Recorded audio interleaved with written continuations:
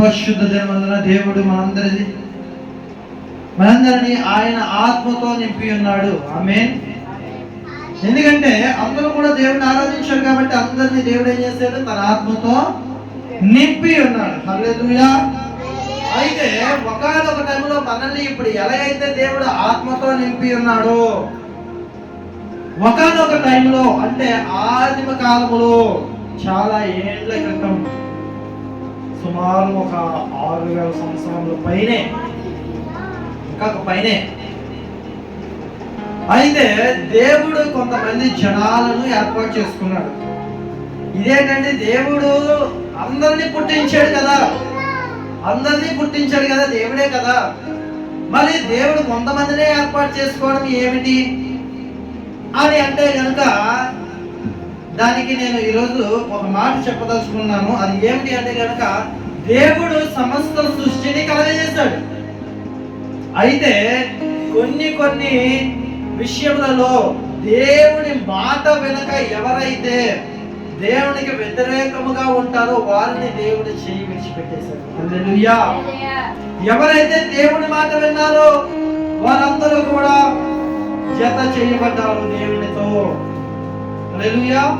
ఎవరైనా జత చేయబడ్డారు. అప్పుడు దేవుడు ఏదైతే చెప్తాడో వాళ్ళు ఆ దేవుడి మాట వింటూ వచ్చిన వారు. అయితే వారి కుటుంబంని దేవుడు ఆశీర్వదించి వారి దేవుడి కుటుంబముగా దాన్ని అంగీకరించి ఆ యొక్క కుటుంబాన్ని ఆశీర్వదించి దాన్ని అభివృద్ధి చేస్తూ రావాలనుకున్నాడు. అలాగే దేవుడు ఆ కుటుంబాన్ని ఆశీర్వదించి దాన్ని అభివృద్ధి చేస్తూ వచ్చాడు.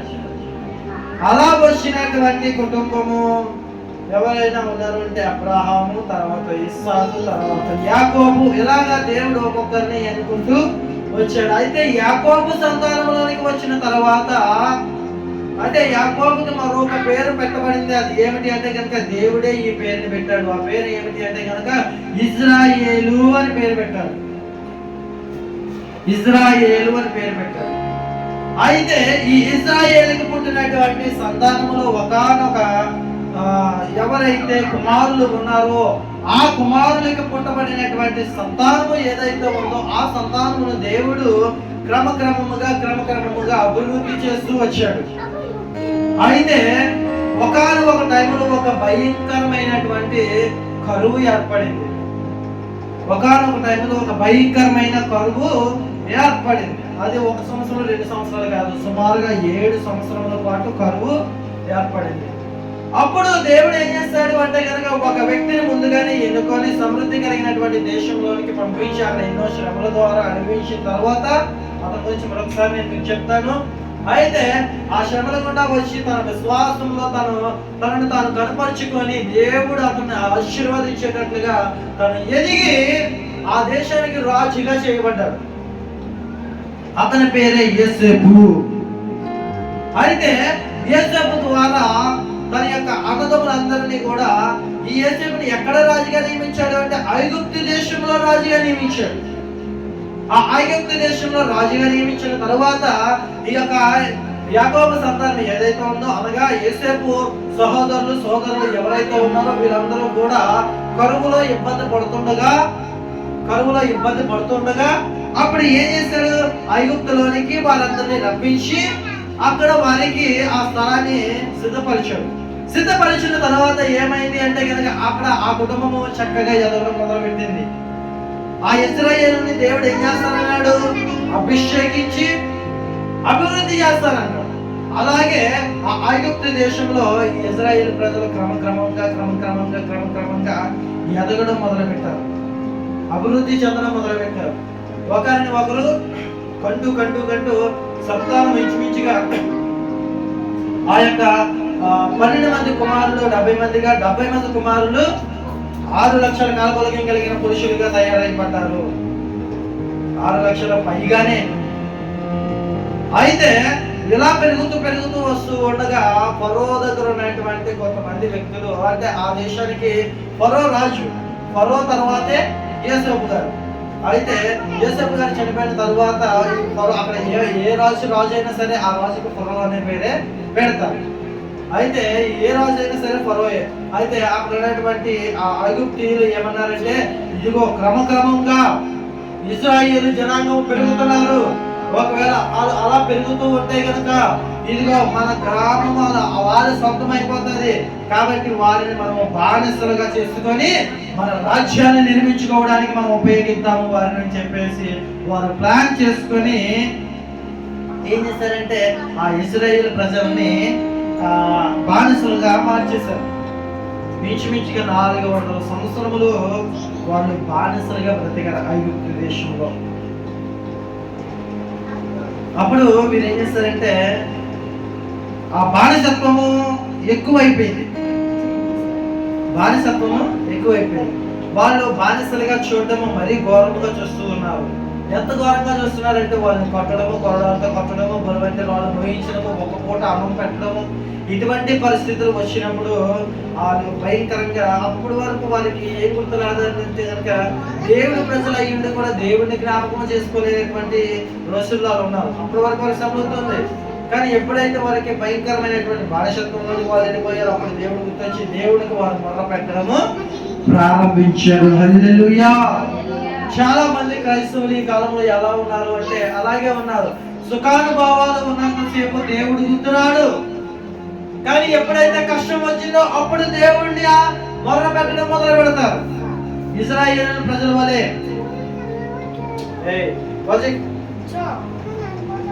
అయితేనే ఎప్పుడైతే ఎలాగా ఈ యొక్క దేవుడిని తలుచుకోవడం మొదలు పెట్టారో, దేవుడు కృపా సంపన్నుడు కాబట్టి, కృప కలిగిన దేవుడు కాబట్టి ఆ వెంటనే ఏమైంది అని అంటే కనుక దేవుడి వారి మొరని వెంటనే ఆలకించాడు. హల్లెలూయా.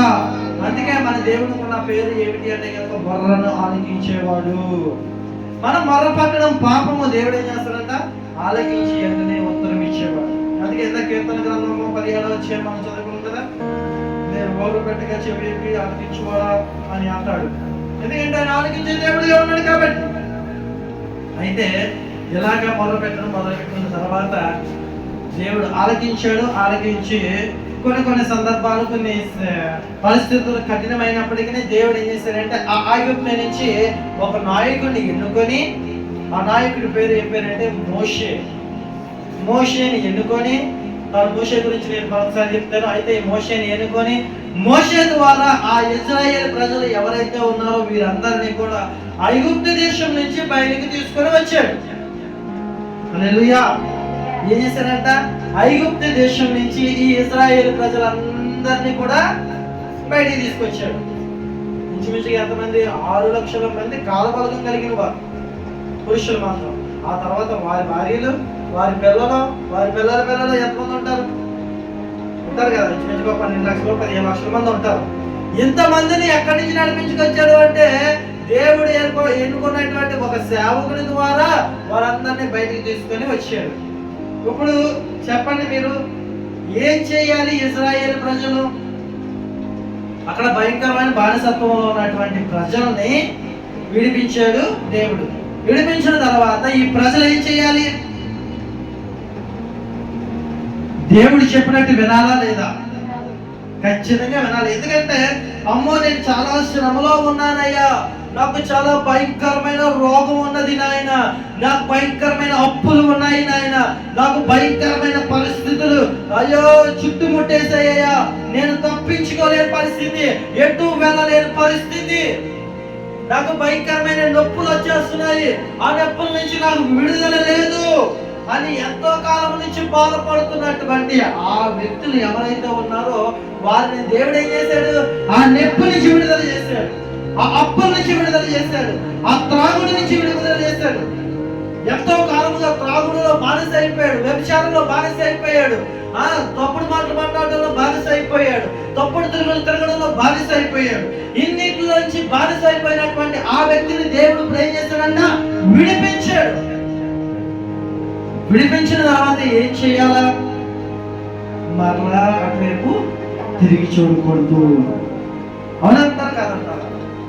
తిరిగి చూడకూడదు. వాస్తవమేనా? ఇప్పుడు ఐగుప్తులో ఎన్నో శ్రమలు అనుభవించారు. అయితే దేవుడు ఏమన్నాడు, ఇదిగో నేను మిమ్మల్ని పాలు తేనెలు ప్రవహించే దేశానికి నేను తీసుకువెళ్తాను, ఇదిగో నా శిష్యుడు అయినటువంటి మోషే చెప్పినట్లుగా, నా ప్రవక్త అయినటువంటి మోషే చెప్పినట్లుగా మీరు చక్కగా నడుచుకుంటూ ఆయన వెనకాల వెళ్ళండి, నేను మీకు తోడుగా ఉంటాను అన్నాడు. అన్నప్పుడు ఏం చెయ్యాలా? వాళ్ళు చెప్పినట్టు వినాలా లేదా? దేవుడు చెప్పినట్టు వినాలి, ఆ సేవకుడు చెప్పినట్టుగా విని వీళ్ళు చక్కగా నడుచుకోవాలి. నడుచుకోకుండా వీళ్ళు ఏం చేస్తున్నారంట అంటే కనుక మళ్ళీ ఆ యొక్క ఐగుప్తు నుంచి బయటికి బాగానే వచ్చేసినట్లే కొంచెం దూరం ప్రయాణం చేసిన తర్వాత వాళ్ళకి ఆకలేస్తున్నారు.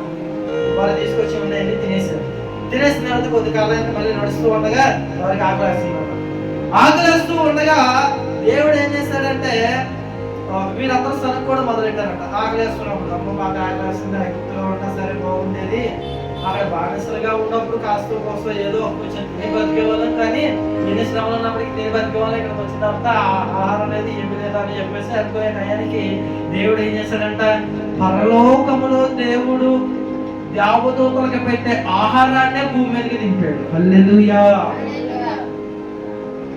దాని పేరు మన్నా. తెలుసా?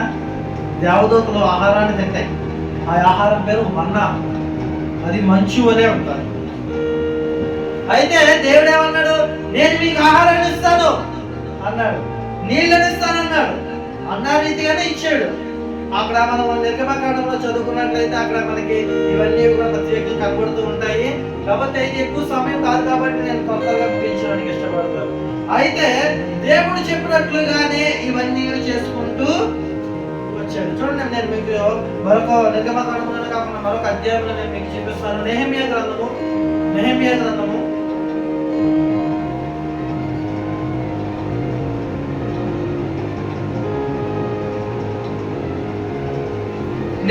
గ్రంథము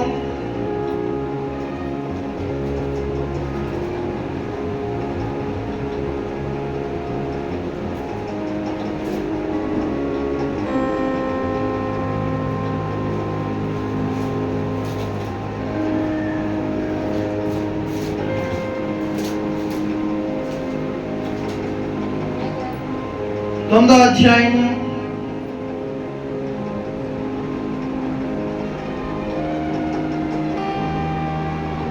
చూసారా? 9వ అధ్యాయము 21వ వచనం చూద్దాం. నిజముగా అరణ్యములో ఏమీ తక్కువ కాకుండా 40 సంవత్సరములు వారిని పోషించినవి వారి వస్త్రములు పాతికిల్లిపోలేదు, వారి కాళ్ళకు వాపు రాలేదు. చాలు అక్కడికి చాలు. అక్కడ 40 సంవత్సరములు అంటే వాళ్ళు ఇంచుమించుగా 4 నెలల్లో చేయాల్సినటువంటి ప్రయాణం 45 సంవత్సరములు చేశారు. ఎందుకు 40 సంవత్సరములు చేశారు అని అంటే కనుక దానికి అర్థం ఏమిటి అంటే కనుక వీరు ఎవరైతే ఇశ్రాయేలు ప్రజలు ఉన్నారో వారు దేవుడు చెప్పిన మాట వినేవారు కాదు. దేవుడు వారిని బయటికి తీసుకొని వచ్చాడు. వచ్చిన తర్వాత వీరు ఏం చేయాలా? దేవుడు చెప్పినట్లుగానే చేయాలి అంటారు కదా. ఖచ్చితంగా ఇశ్రాయేలు ప్రజలు దేవుడు చెప్పినట్లుగానే చేయాలి. ఎందుకంటే శ్రమల నుంచి, బాధల నుంచి, ఇబ్బందుల నుంచి, అప్పుల నుంచి, ప్రతి వేదన నుంచి విడిపించాడు దేవుడు. విడిపించిన తర్వాత వీరు ఏం చేయాలంట? దేవుడు చెప్పినట్లుగా వారు నడవాలి. కానీ వారు ఏం చేస్తారంటే అవిధేయత చూపించారు. దేవుడి దగ్గర సనుగుకునేటువంటి విషయాలు ఎన్నెన్నో సందర్భాలు వచ్చాయి. దేవుడు తీసుకొచ్చాడు, ఎరానీలో చంపేయడానికి తీసుకొచ్చాడు మమ్మల్ని అని ఎన్నెన్నో సనుక్కునేటువంటి పరిస్థితులు అక్కడ మనం చూస్తూ ఉంటాం. అయితే అక్కడ 40 సంవత్సరములు అంటే ఇది మనం నిర్గమకాండంలో చూసుకున్నట్లయితే నేను అది అక్కడ మనం క్లారిటీగా చదువుకోవచ్చు. ఆ ఐగుప్తు దేశం నుంచి రావడము, ఏమేమి తిన్నారు, ఏమేమి ఎలా తిరిగారు, ఏమేమి వారికి అద్భుతాలు జరిగినాయి, ఎలా విడిపించబడ్డారు అనేవన్నీ కూడా నిర్గమకాండంలో మనకు కనబడుతుంది. కానీ ఉన్నప్పుడు మీరు చదువుకోండి. కాకపోతే నేను షార్ట్ కట్ లో నేను చెప్పడానికి ఇష్టపడుతున్నాను. నిజంగా అరణ్యములో ఏమీ తక్కువ కాకుండా 40 సంవత్సరములు వారిని పోషించాను. 40 సంవత్సరాలు వారిని పోషించాడంట. వాళ్ళు వేసుకున్న బట్టలు మాసిపోలేదు, చిరుగుపోలేదు. వారి పాదరక్షకులు తెగిపోలేదు, అరిగిపోలేదు, వాళ్ళ కాళ్ళు కూడా వాపులు రాలేదు, కానీ వాళ్ళు నడుస్తూనే ఉన్నారు. అది అద్భుతమే కదా. దేవుడు అది చేస్తున్నాడని వారికి తెలుసు కదా. మరి అది చేస్తున్నప్పుడు మరి ఇంకెందుకు వాళ్ళు చింతించాలి? చింతించకుండా వాళ్ళు ఏం చేస్తారో తెలుసా? చూడండి, చెప్పేస్తాను. 26వ వచనం చూద్దాం. వీళ్ళు ఎంత నమ్మకంగా ఉండవలసినటువంటి జనాంగము ఏం చేస్తున్నారు చూడండి. అయినను వారు అవిధేయులై నీ మీద తిరుగుబాటు చేసి నీ ధర్మశాస్త్రమును లక్ష్యపెట్టక రోసివేసి నీ తట్టు తిరగబడినని తమకు ప్రకటన చేసిన నీ ప్రవక్తలను చంపి నీకు బహుగా సిగ్గు పుట్టించింది. ఇక్కడ నెహెమియా అనేటువంటి ప్రవక్త ఇశ్రాయేలు ప్రజల గురించి చెప్తున్నటువంటి మాట ఏమంటున్నాడంట? ఇదిగో నీవు 40 సంవత్సరముల వారికి ఏమీ తక్కువ కాకుండా చూసుకున్నావు కదా, అయినా సరే వారు ఏం చేస్తున్నారంట? మరలా అవిధేయత చూపిస్తున్నారు. దేవుడు నిన్ను ఎక్కడి నుంచి విడిపించాడు? శ్రమల నుంచి విడిపించాడు, నిందల నుంచి విడిపించాడు, అపనిందల నుంచి విడిపించాడు, ఇంకా త్రాగుల నుంచి విడిపించాడు, ఇంకా అబద్ధాలాడేటువంటి బ్రతుకు నుంచి విడిపించాడు, ఇంకేం చేశాడు అంటే ఇంకా వ్యభిచారం నుంచి విడిపించాడు, ఈ లోక మాలిన్యముల నుంచి కూడా నేను విడిపించాడు. కానీ విడిపించిన తర్వాత నువ్వేం చేస్తున్నావు? దేవుడికి విధేయత చూపించగానే ఏం చేస్తున్నావంట? అవిధేయత చూపిస్తున్నావు. దేవుని ధర్మశాస్త్ర గ్రంథం ఏదైతే ఉందో, ఈ ధర్మశాస్త్ర గ్రంథం ఏదైతే ఉందో దాని ప్రకారము జీవించకుండా నువ్వేం చేస్తున్నావంట? అవిధేయతలో ఉన్నావు. కాబట్టి జాగ్రత్త అని చెప్పేసి ఆయన హెచ్చరిక చేస్తూ ఉంటున్నాడు. అదే అంటున్నా, అయినను వారు అవిధేయులై నీ మీద తిరుగుబాటు చేస్తున్నారు. ఎవరి మీద చేస్తున్నారు? మరలా తిరుగుబాటు దేవుడి మీదే చేస్తున్నారంట. ఇదిగో నువ్వు దేన్నైతే నమ్మొద్దు దాన్నే మరలా నువ్వు నమ్ముతున్నావు. దేవుడు ఏం చెప్పాడు? అప్పటి వరకు నువ్వు అన్ని నమ్మి నష్టపోయావు, ఇంకా అవేమి నమ్మొద్దు, ఇప్పుడు కేవలం దేవుడు మాత్రమే నన్ను, అంటే నన్ను అనగా దేవుడు మాత్రమే నువ్వు నమ్ము అని చెప్పేసి ఆయన అంటూ ఉంటే మనుషులు ఏం చేస్తున్నారంట? మరలా లోకంలో ఉన్న వాటినే వెంబడిస్తూ ఉన్నారంట. అప్పుడు దేవుడు చేసేది ఏంటి? అవును కదా. దేవుడు ఎంత కృప కలిగిన వాడు, అంత ఉగ్రుడు అయినా, అంత నాశనం చేసే శక్తి కలిగిన దేవుడు అయినా, ఎంత ప్రేమిస్తాడో అంత కోపగొట్టేవాడు ఆయన. హల్లెలూయా. అయితే చూడండి, అంతేకాకుండా వీరికి ఏం చేశారంట? ఎంతలా సరే, ఎంత అవిధేయత చూపించినా సరే, ఎంత అవిధేయత చూపించినా సరే దేవుడు ఏమాత్రమును కూడా విసుగు చెందక ఏం చేశాడో తెలుసా మీకు? చూడండి, నేను చదివిస్తాను.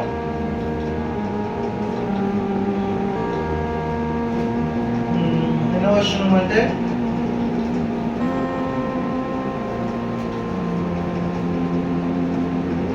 11వ వచనం నుంచి చూద్దాం. 9వ అధ్యాయము 11వ వచనం. నెహెమియా గ్రంథము 9వ అధ్యాయము 11వ వచనం నుంచి చూద్దాం. మరియు నీ జనుల ఎదుట నీవు సముద్రమును విభజించినందున వారు సముద్రము మధ్య పొడి నేలను నడిచిరి, ఒకడు లోతు నీట రాయి వేసినట్లు వారిని తరిమిన వారిని అగాధ జలములలో నీవు పడవేసితివి. ఇదియు కాక పగటి కాలమందు మేఘ స్తంభమును ఉండిన వాడును, రాత్రి కాలమందు వారు వెళ్ళవలసిన మార్గమున వెలిగించుటకే అగ్ని స్తంభములో ఉండిన వాడును అయ్యుండి వారిని తోడుకొని పోతివి. హల్లెలూయా. వీరు ఎంత విసిగించినా సరే, అంటే ఈ యొక్క ఎర్ర సముద్రం దగ్గరకు వచ్చినప్పటికీ కొంచెం దూరం ప్రయాణం, అక్కడికి వీరు చనిపోవడం మొదలెట్టారు, అప్పుడే మోషన్ తగ్గడం మొదలెట్టారు, రెడీ చేశారు. అయినా సరే దేవుడు ఏం చేశాడంట? వారిని చెయ్యి పడవకుండా ఏం చేశాడు? ఎందుకంటే ఇవన్నీ నేను ఎందుకు చెప్తున్నానంటే ఆయన కృప కలిగిన దేవుడు, పాపములను క్షమించగలిగిన దేవుడు ఆయన. అలాగని మరలా పాపము చేసిన వారిని, అంటే తెలియక పాపం చేశారు. వారు దేవుని చూడలేదు, మోషేని మాత్రమే చూసేవారు. దేవుని స్వరం వినలేదు, మోషే స్వరం మాత్రమే విన్నారు. మోషేని నమ్మి మీరందరూ బయటకు వచ్చారు. దేవుడు చేసే అద్భుత సూచక క్రియలు చూసి మీరందరూ బయటకు వచ్చారు. హల్లెలూయా. అయితే ఇక్కడ దేవుడు ఎంత కృప కలిగిన వాడో చూడండి. వీరు ఎంత సనుక్కున్నా సరే ఆ ఐగుప్తులనే బాగుంది, అనవసరంగా బయటకు వచ్చామని దేవుడిని బాధ పెట్టినా సరే దేవుడు దీర్ఘ శాంతము గలవాడై కృప కలిగి ఆయన ఏం చేశాడంటే వారిని అనేక సందర్భంలో తప్పించి వారికి ఎదురయ్యే ప్రతి శోధన నుంచి కూడా ఆయన తప్పిస్తూ వస్తూ ఉన్నాడు. సముద్రమును సైతము ఇశ్రాయేలు ప్రజల కోసం ఆయన చీల్చేశాడు. 2 పాయలుగా చీల్చేశాడు సముద్రాన్ని. తెలుసా మీకు ఆ విషయం? అది వాస్తవమే. 2 పాయలుగా చీల్చి ఆరిన నేలలోంచి ఇశ్రాయేలు ప్రజల్ని ఆ ఎర్ర సముద్రాన్ని దాటించాడు. దాటించిన తర్వాత ఇశ్రాయేలు ప్రజలు ఏం చేయాలి? మరలా అమ్మో, ఎంత పెద్ద సముద్రాన్ని విడదీసి నడిపించాడు అంటే ఎంత గొప్ప దేవుడు అని అనుకోవాలా లేదా? కానీ వాళ్ళు ఏం చేస్తున్నారట? మరలా విధేయత చూపిస్తున్నారు. మరలా ఏం చూపిస్తున్నారు? వ్యతిరేకత చూపిస్తున్నారు, అవిధేయత చూపిస్తున్నారు. అంతేకాకుండా వాళ్ళ శత్రువులు ఎవరైతే వారిని తరుముకుంటూ వచ్చారో వారిని అదే సముద్రంలో ఏం చేశారంట? ఒక రాయి నీటిలో పడివేసి అగాధంలో పడివేసినట్లుగా వారిని పడవేసి సజీవ దహనం చేస్తారు వారు శత్రువుని సైతం. అందుకే దేవుడిని మనం ఎప్పుడు ఏ సమస్య వచ్చినా, ఎవరితో గొడవ వచ్చినా, నీ శత్రువులతో సైతం గొడవ వచ్చినా మనం ఏం చేయాలంటే మనకున్న పరిస్థితులు మనం దేవుడికి అప్పగించామనుకోండి, మన పరిస్థితులు దేవుడే చూసుకుంటాడు. హల్లెలూయా. మన శత్రువులను సైతం దేవుడు ఏం చేస్తాడంట? సమూలంగా నాశనం చేయగలిగినటువంటి దేవుడు మన దేవుడు. హల్లెలూయా. అంతేకాకుండా ఆయన ఇంకేమై ఉన్నాడంట? వారు నడిచి వెళ్ళేటప్పుడు వారికి ఎండ తగలకుండా వారు మేఘ స్తంభముగా దేవుడు వారికి తోడుగా ఉన్నాడంట. కానీ వీరు గమనించలేకపోయారు. దేవుడు ఎవరితో ఉన్నాడు? ఇప్పుడు మేఘ స్తంభముగా ఆయన వారితో ఉన్నాడు. రాత్రి అగ్ని స్తంభముగా ఉన్నాడు. రాత్రి కూడా ప్రయాణం చేశారంటే ఇశ్రాయేలు ప్రజలు. తెలుసా? రాత్రిలో కూడా నడుస్తూ ఉండేవారు. నడుస్తున్నా సరే వారికి ఒక వెలుగు కనబడేది. అగ్ని స్తంభముగా వారిని నడిపిస్తూ ఉండేది. వారికి ఒక మార్గాన్ని, త్రోవను ఏర్పాటు చేసింది. దేవుడు ఎంత చక్కగలిగిన కృప కలిగిన దేవుడు అంటే మనం ఎన్ని తప్పులు చేసినా, ఎన్ని పాపములు చేసినప్పటికీ కూడా మనం ఒక్కసారి ఆయన దగ్గర క్షమాపణ అడిగామంటే చాలు, మనల్ని ఆయన కృపతో మనల్ని జ్ఞాపకం చేసుకొని మన త్రోవలను సరాలం చేసుకోవడం. హల్లెలూయా. అప్పటి వరకు ఇక నాకు దారే లేదనుకున్న వాడికి ఎంతనే దేవుడు ఏం చేస్తాడంట? ఆయన దారిగా మారిపోతాడు. హల్లెలూయా. ఇది మనం గమనించుకోవాలి ఈ విషయాన్ని. ఆయన ఎంత కృప కలిగిన దేవుడు అంటే అంత కృప కలిగిన దేవుడు. ఆయన నువ్వు ఎన్నిసార్లు నిందించినా, ఎన్నిసార్లు అవమానపరిచినా, ఎన్నిసార్లు నీవు మరలా దేవుడిని విడిచిపెట్టే పాపము చేయాలనుకున్నా సరే ఆయన నీవు ప్రేమించడానికి సిద్ధంగా ఉన్నాడు. కాకపోతే నీవు ఈ భూమి మీద సజీవుడిగా ఉన్నంత వరకే దేవుడిని క్షమిస్తాడు. ఒకసారి నీవు ఈ దేహాన్ని విడిచి, భూమిని విడిచి కానీ వెళ్ళావా, ఇక దేవుడు కూడా నిన్ను క్షమించలేడు. అగాధంలోనికి వెళ్ళిపోతావు, నిత్య నరకంలోనికి వెళ్ళిపోతావు. జాగ్రత్త. అయితే ఎంత అవిధేయత చూపించినటువంటి ప్రజల్ని దేవుడు ఏం చేశాడంట? మరలా తన కృపలో జ్ఞాపకం చేసుకొని వారిని రక్షిస్తూ వచ్చాడు. హల్లెలూయా. అయితే చూడండి, నేను మీకు ఒక మాట చూపిస్తాను. ఇంతగా దేవుడు సముద్రాన్ని పాయలు చేశాడు, ఆకాశం నుంచి మన్నాను కురిపించి ఇచ్చాడు, మంచినీళ్ళు కావాలంటే బండను చీల్చి మంచినీళ్ళు రప్పించి ఇచ్చాడు. ఇప్పటికీ నీళ్లు చాలా మంది వాటర్ ఫాల్స్ కింద నీరు ఎక్కడి నుంచి వస్తుందో అనుకుంటారు కదండి. నీరు ఎక్కడి నుంచి వస్తుందంటే బండలోంచి వస్తుంది నీరు. చాలా మంది అన్నిటికి తెలియనటువంటి విషయం ఏమిటి అంటే అదే. నీరు ఎక్కడి నుంచి వస్తుంది అంటే ఒక రాయి నుంచి మాత్రమే నీరు పుడుతుంది. అది దేవుడు పుట్టించినటువంటి నీరు. హల్లెలూయా. అయితే అంతేకాకుండా ఇంకేం చేశాడు? పగలు మేఘస్తంభముగా, రాత్రి అగ్నిస్తంభముగా ఉండి వారిని నడిపించాడు. వారి వస్త్రాలు చిరిగిపోకుండా కాపాడాడు. వారి యొక్క విధి విధానాలని ఏమాత్రం మార్చకుండా దేవుడు అన్ని కూడా చక్కగా చేసుకుంటూ వచ్చాడు. ఎంత చక్కగా ఆరోగ్యం ఇచ్చి, నీకు మంచి వస్త్రాలు ఇచ్చి, మంచి ఆస్తిని ఇచ్చి, మంచి కుటుంబాన్ని ఇచ్చి, ఇవన్నీ ఇచ్చి నువ్వు నన్ను నమ్మురా చాలు, నువ్వు నన్ను ఆరాధిస్తే చాలు, నా మందిరానికి వస్తే చాలు అని దేవుడు అంటూ ఉంటే వీరేం చేస్తున్నారు అని అంటే కనుక చూద్దాం. చూడండి 18వ వచనం, 9వ అధ్యాయము 18వ వచనం, నెహెమ్యా గ్రంథం 9వ అధ్యాయము 18వ వచనం. ఇంత చక్కగా దేవుడు ఎన్ని చేస్తూ ఉంటే వీరు జనాలు ఏం చేస్తున్నారో చూడండి. వారు ఒక పోత దూడను చేసుకొని ఐగుప్తులో నుండి మమ్మను రప్పించిన దేవుడు ఇదే అని చెప్పి నీకు బహు విసుగు పుట్టించాను. హల్లెలూయా. చూసారండి, దేవుడు ఎంత కృప కలిగిన దేవుడు. అంతగా రక్షించి ఐగుప్తులో ఫరో రాజుని అంత ఇబ్బంది పెట్టించి అతని నోటి ద్వారానే మీరు వెళ్ళిపోండిరా బాబు అని చెప్పించి తర్వాత అనేకమైన అద్భుతాలు చేయించిన తర్వాత ఈ సముద్రాన్ని విడిపించి నీటిని బండలోంచి రప్పించి మన్నాను కురిపించి ఆ తర్వాత ఇంకెన్నో అద్భుతాలు చేస్తాడు దేవుడు. ఇన్ని చేసినటువంటి దేవుడిని విడిచిపెట్టి ఇప్పుడు ఏం చేస్తారంట? ఒక పోత విగ్రహాన్ని, పోత దూడను చేసుకున్నారంట. బంగారు పోత దూడను చేసుకొని ఇదే ఐగుప్తు నుంచి తీసుకొచ్చినటువంటి మన దేవుడు అని పెట్టారంట సార్. అందుకే దేవుడు విగ్రహారాధన చేయకూడదు. దేవుడు ఏమై ఉన్నాడు? అప్పటి నుంచి ఆత్మస్వరూపై ఉన్నాడు. అప్పటి నుంచి ఆయన ఆకాశం నుంచే మాట్లాడుతూ ఉన్నాడు. అప్పుడు మొదలైంది విగ్రహారాధన. విగ్రహారాధన ఎక్కడి నుంచో వచ్చింది అనుకుంటారు, బైబిల్ నుంచే వచ్చింది. ఇక్కడ అందరూ నంది అంటారు, మనమేమో దూడ అంటారు. ఆ పోత విగ్రహాన్ని మొట్టమొదటిగా దూడనే చేశారు వీళ్ళు. దూడని చేసి ఇదే మన దేవుడు అని ప్రకటించారు. వాళ్ళు వారు చేసింది దేవుడా? వారిని చేసిన వాడు దేవుడా? అంటే వారిని చేసిన వాడు దేవుడు అవుతాడు కానీ వారు చేసింది దేవుడు అవ్వడు కదా. అయితే వీళ్ళు ఒక పోత విగ్రహం చేసి మరలా విసుగు పుట్టించారంట. ఏం చేశారంట? మరలా విసుగు పుట్టించారు. ఇంకా దేవుడు ఊరుకోలేదు. నిర్గమకాండంలో మనం చూసినట్లయితే ఆ టైంలోనే దేవుడు ఏం చేశాడంటే మించుమించుగా ఆ విగ్రహాన్ని చేసుకున్న సందర్భంలో 3000 మందిని భూమి నోరు తెరిచి మింగివేసి ఉన్నది అని చెప్పేసి ఆ నిర్గమకాండంలో మనం చూడవచ్చు. విగ్రహం చేసి విగ్రహం చుట్టూ భజనలు చేసి ఆరాధిస్తున్న వారు ఎవరైతే ఉన్నారో వారందరినీ దేవుడు ఏం చేశారంట? నాశనం చేసేసాడు. మరి ఇప్పుడు నీవు సొంత తల్లిగా ఉండి నీ కొడుకు అన్ని కొనిపెడుతున్నప్పుడు నువ్వు నా తల్లివి కాదు, ఎవరితో నా తల్లి అంటే నువ్వు ఒప్పుకుంటావా? నీ తండ్రి అంత కష్టపడి పొద్దున్న లేచి సాయంత్రం వరకు పనిచేసి నీకు కావాల్సిన బట్టలు, నీకు కావాల్సిన వస్త్రాలు, నీకు కావాల్సినటువంటి తిండి తెప్పలు అన్ని కూడా ఆయన వారు కూడా అవన్నీ నీకు ఎడుతున్నప్పుడు ఈయన మా నాన్నగారు ఇంకొకడు మా నాన్న అంటే నువ్వు ఒప్పుకుంటావా? ఒప్పుకోవు కదా.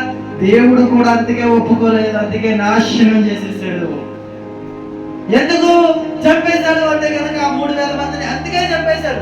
అప్పటి వరకు దేవుడిని చేసుకొచ్చాడు కదా, అప్పటి వరకు పోషించాడు కదా, దేవదూతల ఆహారాన్ని జనాలకి ఎక్కి పోషించాడు కదా, దేవుడు నిన్ను తప్పించాడు కదా. నిన్ను ప్రతిశోధన నుంచి తప్పించినప్పుడు మరలా నీవు విగ్రహాల దగ్గరికి ఎందుకు వెళ్తున్నావు?